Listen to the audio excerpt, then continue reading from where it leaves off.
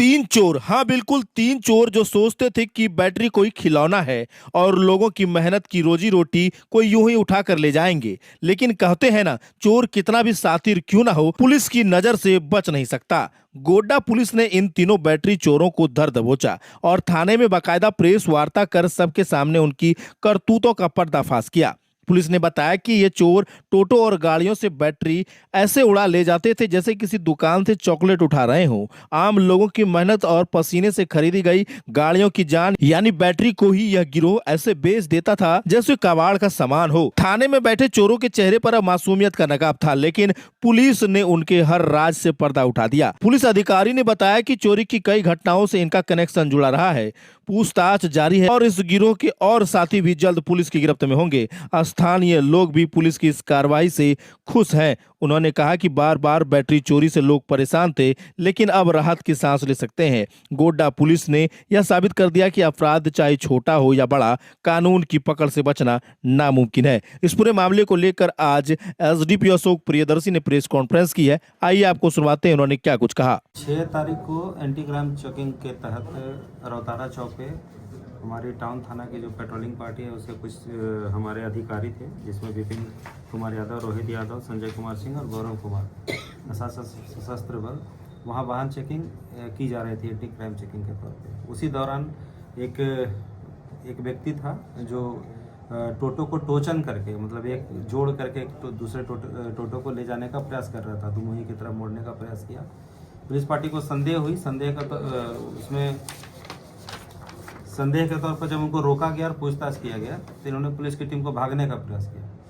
दौड़ा के जब इन लोगों को पकड़ा, फिर पूछताछ किया तो उनके द्वारा यह स्वीकार किया गया कि यह जो टोटो लेके जा रहे हैं इनका चोरी किया हुआ टोटो है, जो गांधी मैदान गोड्डा से चोरी किए इन्होंने।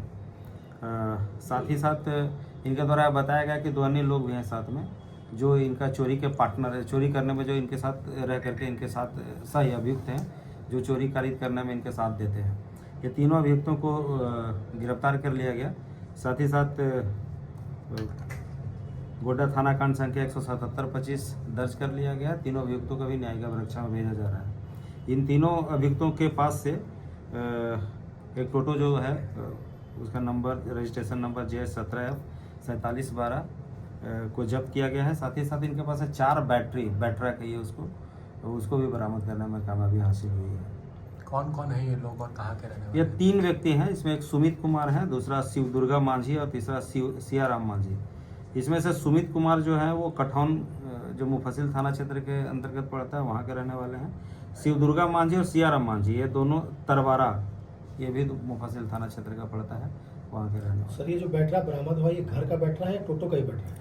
ये जैसा कि अभी तक हम लोग देख रहे हैं, जांच भी कर रहे हैं। अभी फिलहाल हम लोग को ऐसा लग रहा है कि वो टोटो का ही बैटरा है। लगातार इन लोग हमेशा जो खड़ी टोटो होती है उनमें से चोरी करके लगातार बेचने का काम करते हैं। तो पहले से भी कोई आपराधिक इतिहास रहा है लोग? अभी हम लोग देख रहे हैं, अभी कुछ मिला नहीं इनके खिलाफ में कि पहले पूर्व में, लेकिन इनके द्वारा बताया जा रहा है कि पहले भी बैटरा इस तरह का चोरी करके बेचने का काम करते हैं।